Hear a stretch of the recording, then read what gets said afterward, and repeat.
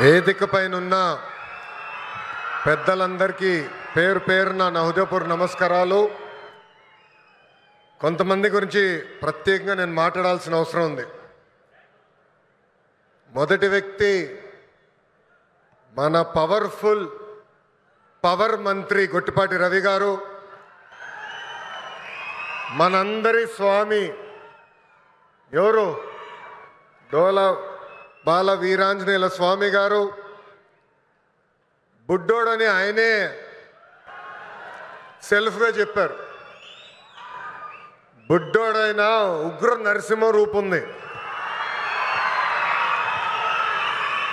నేనేమైనా హామీ మర్చిపోతే నన్ను వదిలిపెట్టుకున్న వెంటాడిన ఉగ్ర నరసింహారెడ్డి గారు, గౌరవ కలెక్టర్ గారు తమిన అన్సారియా గారు, గౌరవ చీఫ్ సెక్రటరీ విజయానంద్ గారు, నాకు కుటుంబ సమానమైన పిఎంఎస్ ప్రసాద్, అందరికీ నా హృదయపూర్వక నమస్కారాలు.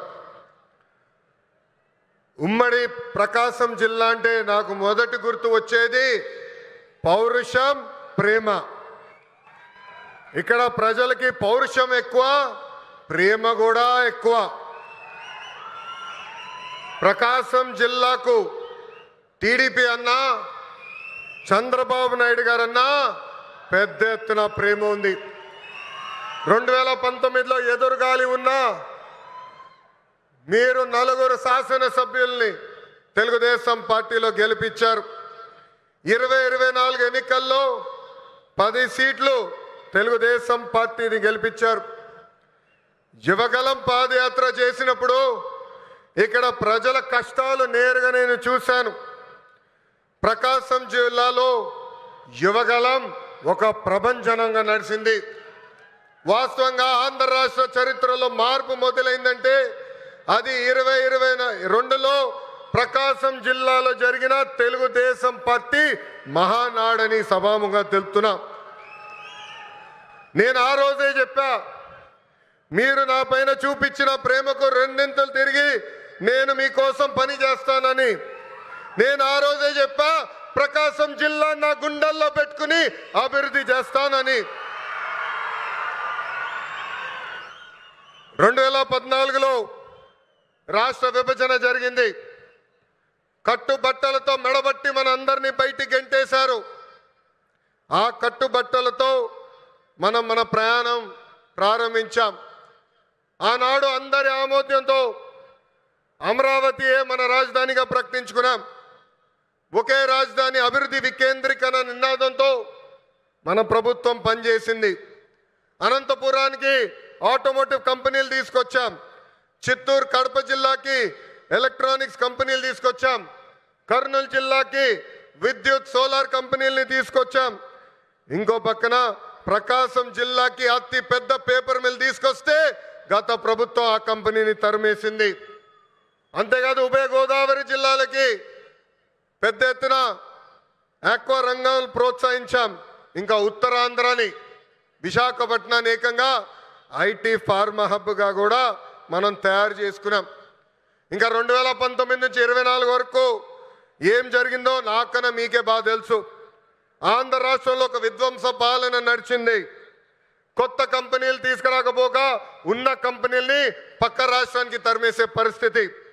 ఒక లూలు, అమర్ రాజా, హెచ్ఎస్బిసి లాంటి సంస్థల దగ్గర నుంచి చివరి జాకీ కంపెనీ దగ్గర నుంచి కూడా వాటాలు ఇవ్వలేదని వాళ్ళని తరిమేసే పరిస్థితి మనందరం చూసాం. నేను ఆ రోజు ముఖ్యమంత్రిగా ఉన్న పులివెందల ఎమ్మెల్యేకి ఛాలెంజ్ చేశా, మీరు తీసుకొచ్చిన ఒక్క కంపెనీ పేరు చెప్పమని. ఇప్పటికి కూడా అక్కడి నుంచి సౌండ్ రాలా.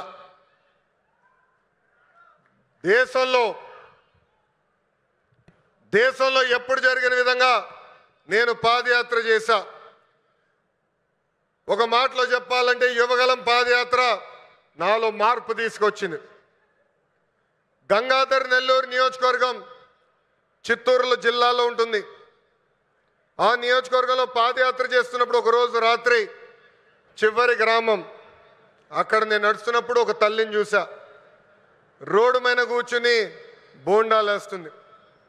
ఆమెను అడిగా, అమ్మా ఆకలేస్తుంది, నీ పక్కన కూర్చోవచ్చా, నాకు బోండాలు వేస్తాను అడిగా. స్టూల్ లాగేసి కూర్చో బాబాని చెప్పింది. ఆమె మాట్లాడుతూ ఆమెను అడిగా, ప్రభుత్వం నుంచి మీరేం ఆశిస్తున్నారు? ఆమె అప్పుడు చెప్పింది, మద్యంకి మా భర్త బానిసుడయ్యి చనిపోయాడు, 30 సంవత్సరాలుగా నేను ఇక్కడ కూర్చుని బోండాలు వేస్తున్నాను, రూపాయి జమ చేర్చి మా 2 బిడ్డలు చదివించాను, ఆ 2 బిడ్డలకి ఉద్యోగాలు కల్పించు బాబు అని ఆనాడు ఆమె కోరింది. ఇప్పుడు కూడా బాగుర్తా కోరిక. ఆ సంఘటన తర్వాత మరుసటి రోజు గౌరవ ముఖ్యమంత్రి చంద్రబాబు నాయుడు గారికి నేను ఫోన్ చేసి, ఎట్టి పరిస్థితుల్లో మేనిఫెస్టోలో మనం ఒక మొదటి హామీ పెట్టాలి, అది 5 సంవత్సరాల్లో 20 లక్షల ఉద్యోగ కల్పనే మన లక్ష్యంగా పెట్టాలని కోరటం జరిగింది.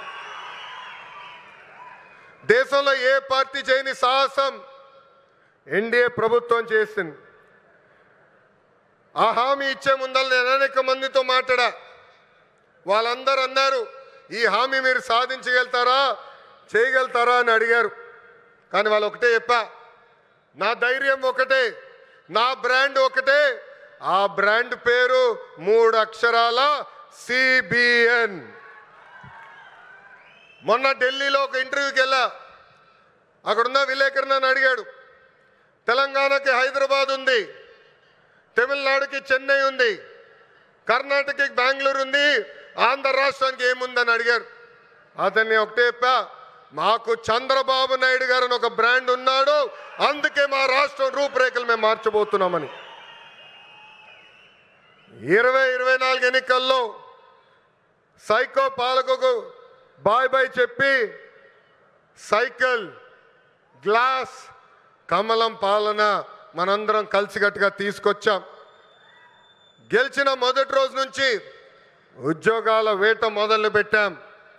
ఇప్పటి వరకు 8 లక్షల కోట్ల పెట్టుబడులకు, తద్వారా 5 లక్షల మంది నిరుద్యోగ యువకులకు ఉద్యోగాలు కల్పించడానికి ఒప్పందాలు కుదిరించుకున్నాం, పనులు ప్రారంభించాం. దాంట్లో భాగంగా ఈ రిలయన్స్ ఎనర్జీ ప్రాజెక్ట్ కానివ్వండి, ఎన్టీపీసీ కానివ్వండి, భారతదేశంలోనే అతిపెద్ద ఆర్సిలర్ మిత్తల్ స్టీల్ ప్లాంట్ కానివ్వండి, BPCL, Tata power, TCS, LG electronics లాంటి అనేక కంపెనీలు మన రాష్ట్రానికి రాబోతున్నాయి. కుటుంబంలో ఒక్కరికి ఉద్యోగాలు కల్పిస్తే ఆ కుటుంబం పరిస్థితి మారుతుందని బలంగా నమ్ముతుంది ఎన్డీఏ ప్రభుత్వం.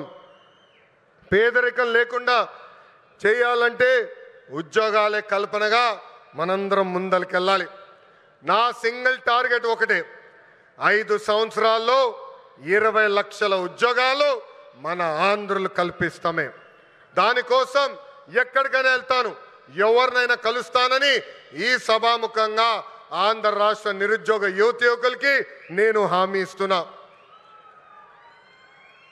ఇంకా రిలయన్స్ ఫౌండర్ ధీరుభాయ్ అంబానీ గారికి చంద్రబాబు నాయుడు గారికి మంచి అనుబంధం ఉండేది. ఆనాడు చంద్రబాబు నాయుడు గారు దావోస్కి వెళ్ళే ముందల ముంబైకి వెళ్తే అది తెలుసుకున్న ధీరుభాయ్ అంబానీ గారు చంద్రబాబు నాయుడు గారిని స్వయంగా ఆయన ఇంటికి రమ్మని కోరారు. ఆనాడు మీటింగ్లో టెలికాం రంగంలో మార్పులు వస్తున్నాయి, సంస్కరణలు వస్తున్నాయి, టెలికాం రంగంలో మీరు పెట్టుబడులు పెట్టండి అని కోరటం జరిగింది. గౌరవ ముఖ్యమంత్రి గారు చంద్రబాబు నాయుడు గారు డావోస్కి వెళ్ళి 5 రోజులు తిరిగి వచ్చిన తర్వాత ధీరుభాయ్ అంబానీ గారు ఆనాడే ప్రకటించారు, రిలయన్స్ కంపెనీ టెలికాంలో పెద్ద ఎత్తున పెట్టుబడులు పెడుతుందని. అంతేకాదు చంద్రబాబు నాయుడు గారికి నమ్మకంతో ఆనాడు ధీరుభాయ్ అంబానీ గారు టెలికాం రంగంలోకి అడుగుపెట్టారు. ఆ తర్వాత అనుబంధం రిలయన్స్ చైర్మన్ ముఖేష్ అంబానీ గారితో కూడా కొనసాగింది. ప్రజాప్రభుత్వం ఏర్పడిన తర్వాత నేను ముఖేష్ అంబానీ గారితో అనంత్తో అదేవిధంగా వేదిక పైన ఉన్న Reliance industries executive director PMS Prasad గారిని కలిసి ఆంధ్ర రాష్ట్రంలో పెద్ద ఎత్తున పెట్టుబడులు పెట్టాలని కోరటం జరిగింది. వాళ్ళకి ఒకటే చెప్పా, Andhra Pradesh is of doing business కాదు, స్పీడ్ ఆఫ్ డూయింగ్ బిజినెస్ ఏంటో చేసి చూపిస్తానని హామీ ఇస్తాం జరిగింది. వాళ్ళు నన్ను ఒకటే కోరారు, ఒక పాలసీ తీసుకురండి అని వాళ్ళు కోరితే నేను అనంతకు ఒక ప్రామిస్ చేశా, 21 రోజుల్లో ఇంటిగ్రేటెడ్ క్లీన్ ఎనర్జీ పాలసీ తీసుకొస్తానని చెప్తాం జరిగింది.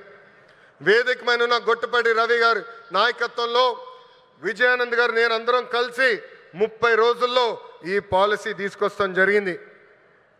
పాలసీ తీసుకొచ్చిన తర్వాత నేను రవి అన్న కూర్చుని మొదటి 100 ప్లాంట్లు మన ప్రకాశం జిల్లాకి తీసుకురావాలని నిర్ణయిస్తాం జరిగింది. నేను చెప్పానే పాదయాత్ర నాలో చాలా మార్పు తీసుకొచ్చిందని. నా ఇప్పుడు కూడా బాగా గుర్తు, ప్రతిరోజు 15 నుంచి 20 కిలోమీటర్లు నడిచి కరెక్ట్గా 7:30-8ంటికి నైట్ హాల్ట్కి వెళ్ళిన తర్వాత బూట్లు తీసేసి ఐస్ నీళ్ళలో కాలు పెట్టేవాడు. సరదాగా నాయకులందరం కూర్చొని మాట్లాడుకునేవాళ్ళం. దాంట్లో ఉగ్ర నరసింహారెడ్డి గారు కూడా ఉండేవారు. గంటల తరబడి మాట్లాడుకునేవాళ్ళం. మన ప్రాంతానికి ఏం మార్పు తీసుకురావాలని దానిపైన మేము చర్చించేవాళ్ళం. అప్పుడు ఆనాడే ఉగ్ర నరసింహారెడ్డి గారు నాకు చెప్పారు, మా ప్రాంతంలో వలసలుగా నిరుద్యోగ యువకులు రైతులు ఇతర ప్రాంతానికి వెళ్తున్నారు, దానికి చెక్కు పెట్టాల్సిన బాధ్యత మన పైన ఉంది బాబు అని చెప్పారు. అది గుర్తుపెట్టుకుని నేను గొట్టిపాటి రవి గారు కలిసి మొదటి ప్లాంట్ మన కనిగిరి నియోజకవర్గం తీసుకురావాలని నిర్ణయిస్తాం జరిగింది.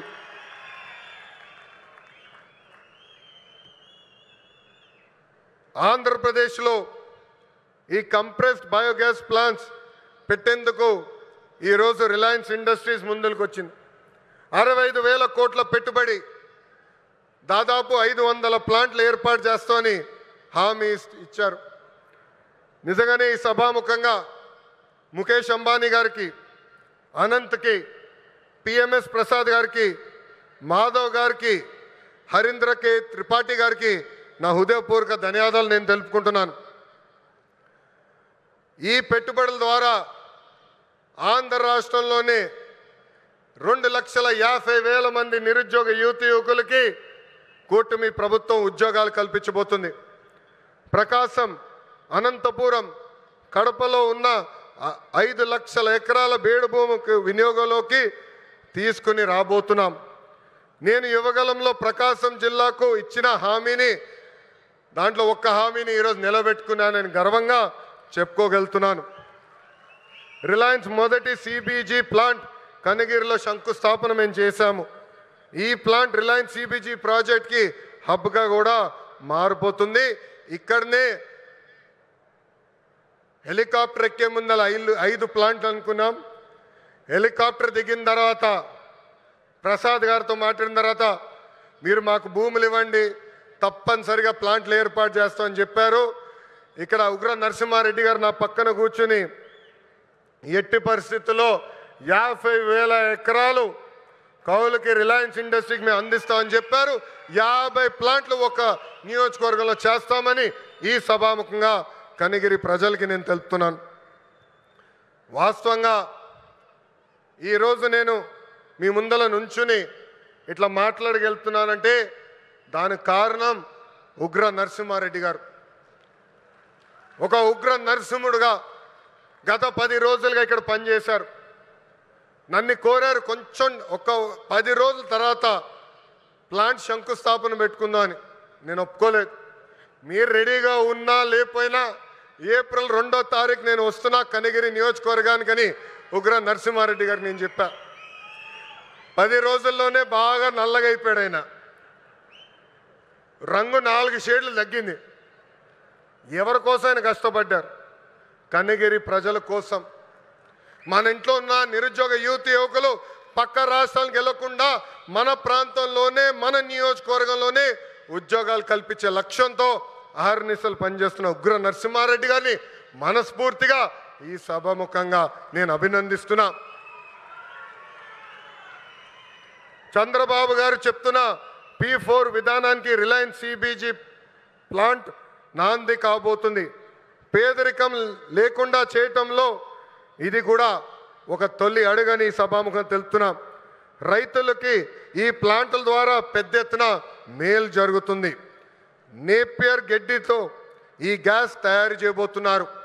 ప్రభుత్వ భూమికి 15,000 రూపాయలు, రైతుల భూమికి 30,000 రూపాయలు కౌలు కూడా రిలయన్స్ ఇండస్ట్రీ ఇవ్వబోతుంది. రైతులు గడ్డి పెంచి ఇస్తే టన్నుకి ఇంత అని కూడా వాళ్ళు డబ్బులు ఇవ్వబోతున్నారు. ఈ ప్లాంట్ ద్వారా 1,10,000 మెట్రిక్ టన్నులు ఆర్గానిక్ ఎరువు కూడా తయారవబోతుందని ఈ సభాముఖ ప్రజలు తెలుపుతున్నా. ఇంకా ఈ ప్లాంట్ ద్వారా గ్రామీణ యువతకి పెద్ద ఎత్తున ఉద్యోగాలు కూడా కల్పిస్తాం. ప్రకాశం జిల్లాలోకి ఎప్పుడు వచ్చినా నాకు నా పాదయాత్ర గుర్తొస్తుంది. ఈరోజు నేను నడుచుకుంటూ వస్తున్నప్పుడు అందరినీ కలిసా, గట్టిగా నా చేయి లాగారు. నాకు యువగలం పాదయాత్ర గుర్తొచ్చింది. మీరు చూపించిన ప్రేమ ఇంకా నా చేతి పైన ఉంది. అందరు నా చేతులు గీరారు, ఒకరు నా చేయి కూడా కొరికారు. మీరు మాకు నా పైన చూపించిన ప్రేమ, అభిమానం నా జీవితంలో ఎప్పుడు మర్చిపోనని ఈ సభాముఖ ప్రకాశం జిల్లా ప్రజలందరికీ నేను తెలుపుకుంటున్నా. ఉగ్ర నరసింహుడు నన్ను వదిలిపెట్టాడు కదబ్బా. కొన్ని కోరికలు కోరారు. మొదటిది రైల్వే ప్రాజెక్ట్. గౌరవ చీఫ్ సెక్రటరీ గారు నాకు ఇప్పుడే చెప్పారు, ఏప్రిల్లో అవసరమైన నిధులు మేము విడుదల చేస్తాం, ఆగస్టులో గౌరవ ముఖ్యమంత్రి గారిని తీసుకొచ్చి ఆ రైల్వే ప్రాజెక్ట్కి మనం ప్రారంభిద్దామని తెలుపుతున్నాం. వెలగొండ ప్రాజెక్టు కూటమి ప్రభుత్వానికి ఒక ప్రయారిటీ. ఆగిన పనులు తిరిగి ప్రారంభిస్తాం. చివరి ఎకరానికి సాగునీరు అందించే బాధ్యత మేము తీసుకుంటాం. ఇంకా తాగునీరు గురించి నేను చెప్పాల్సిన అవసరంలా. తాగునీరు శాఖ మంత్రి ఎవరు? నాకు అన్న సమానమైన పవన్ అన్న. పవన్ అన్న ఏమనుకున్నా సాధించే వ్యక్తి. ప్రతి కేబినెట్ మీటింగ్లో మేము చర్చిస్తాం. తాగునీరు ఒక ప్రయారిటీ అని ఆయన ప్రతి కేబినెట్ మీటింగ్లో చెప్పారు. గత ప్రభుత్వం నాశరికమైన పనులు చేసింది, ప్రాజెక్ట్ని పక్కన పెట్టేసింది. తిరిగి కేంద్ర ప్రభుత్వాన్ని ఒప్పించి నిధులు కేటాయించి ఈరోజు ఆ ప్రాజెక్ట్కి టెండర్ స్థాయికి తీసుకొచ్చారు.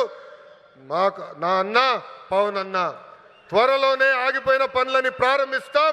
ప్రతి గడపకి కుళాయి ద్వారా తాగునీరు కూడా అందించే బాధ్యత కూటమి ప్రభుత్వం తీసుకుంటుందని ఈ సభాముఖంగా తెలుపుకుంటూ ప్రకాశం జిల్లా ప్రజలందరూ ఒకటే కోరుతున్నా. వైకాపోల్ పరిస్థితి చూస్తుంటే జాలేస్తుంది. వాళ్ళు పని చేయరు, పని చేయాలనుకునే వాళ్ళ చేత పని చేయనీరు. ఈరోజు కొత్తగా చెప్తున్నారు ఈ ప్లాంట్ల ద్వారా ఏదో అయిపోతుందని. వాళ్ళని అడుగుతున్నా, మీరు ఇంట్లో గ్యాస్ సిలిండర్లు వాడరా? కట్టెపొయ్యిలు వాడుతున్నారా?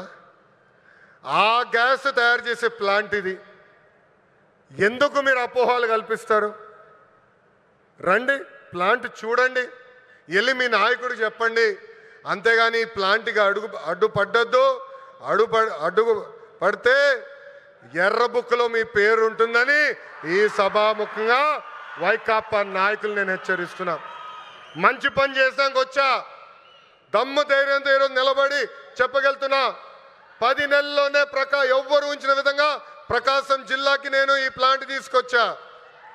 అంతేగాని తప్పుడు ప్రచారం చేస్తే నేను మిమ్మల్ని వదిలిపెట్టనని ఈ సభాముఖంగా వైకాపా నాయకులకు నేను హెచ్చరిక చేస్తూ,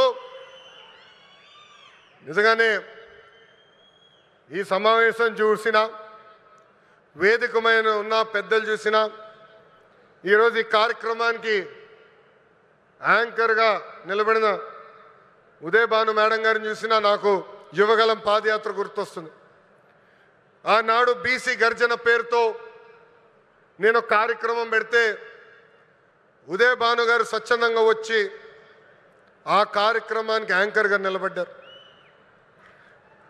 బీసీ సోదరులు జరుగుతున్న అన్యాయం పైన ఆనాడు మేము పెద్ద ఎత్తున ఆనాటి ప్రభుత్వాన్ని నిలదీశాం. నిలదీసినందుకు మేడం గారిని కూడా వైకాపా నాయకులు ట్రోల్ చేశారు. అంతేకాదు వేదికమైన పెద్దలందరి పైన దొంగ కేసులు పెట్టారు. నా పైన కూడా 23 కేసులు పెట్టారు. ఆనాడే చెప్పా, ఆ సైకో పాలనకి ఈ తెలుగుదేశం పార్టీ తగ్గేదే లేదని. వాస్తవంగా ఈరోజు ప్రజలకి స్వాతంత్రం వచ్చింది. 94% సీటుల్లో ఎన్డీఏ ప్రభుత్వాన్ని మీరు గెలిపించారు. మా పైన బాధ్యత పెరిగింది. మీకు అహర్నిశలు కష్టపడతాం, మీకు అండగా నిలబడతాం, మీకున్న సమస్యలు పరిష్కరిస్తామని ఈ సభాముఖంగా హామీ ఇస్తూ ఇక్కడ పెద్ద ఎత్తున తరలి వచ్చిన తెలుగుదేశం పార్టీ కార్యకర్తలు కూడా ఒక విజ్ఞప్తి చేయాలనుకున్నా. ఈరోజు వాస్తవంగా రిలయన్స్ కార్యక్రమానికి వచ్చా. గతంలో మీ అందరికి చెప్పా, ఎప్పుడు నియోజకవర్గానికి వచ్చినా మిమ్మల్ని అందరినీ కలుస్తా, మీతో కూర్చుంటా, మీతో ఫోటోలు దిగుతానని హామీ ఇచ్చా. త్వరలో మళ్ళీ IIITకి శంకుస్థాపన వేసేదానికి నేను వస్తున్నాను. ఒక రోజంతా మీతో ఉంటా. అప్పుడు ఉత్తమ్ కార్యకర్తలను కలుస్తా. ప్రతి కార్యకర్తతో నేను ఫోటో దిగుతాను. ఈరోజు మళ్ళీ తిరిగి నేను గౌరవనీయులు ప్రసాద్ గారిని తిరిగి విమానం ఎక్కించాల్సిన బాధ్యత నాకుంది. అందుకే ఈ కార్యక్రమం వెంటనే వెళ్లాల్సి వస్తుందని ఈ సభాముఖ కార్యకర్తలందరూ తెలుపుకుంటూ, నాకు ఇంత అద్భుతమైన అవకాశం ఇచ్చిన ప్రకాశం జిల్లా ప్రజలందరికీ పేరు పేరున హృదయపూర్వక ధన్యవాదాలు తెలుపుకుంటూ మీ అందరి దగ్గర నుంచి సెలవు తీసుకుంటున్నాం. జోహార్ అన్న ఎన్టీఆర్, జోహార్ అన్న ఎన్టీఆర్. చంద్రబాబు నాయుడు గారి నాయకత్వం, చంద్రబాబు నాయుడు గారి నాయకత్వం.